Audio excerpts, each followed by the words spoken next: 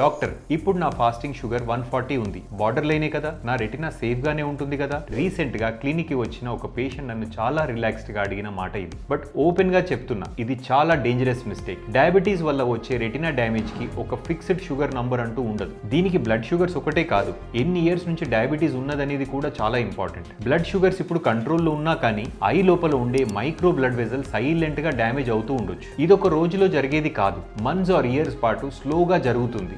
దీనిలో worst part ఏంటంటే pain ఉండదు, వార్నింగ్ సైన్స్ అస్సలు ఉండవు. మీ చూపు సడన్ గా తగ్గిపోయే టైంకి అడ్వాన్స్ స్టేజ్ కి వెళ్ళిపోతుంది. అప్పుడు సింపుల్ గా ఇంజెక్షన్స్ ఆర్ లేజర్ సరిపోదు, మేజర్ సర్జరీ అవసరం అవ్వచ్చు. అందుకే షుగర్ కంట్రోల్లో ఉంటే మంచిదే, కానీ రెటినా సేఫ్ అని కాదు, చెక్ చేయించుకుంటేనే సేఫ్.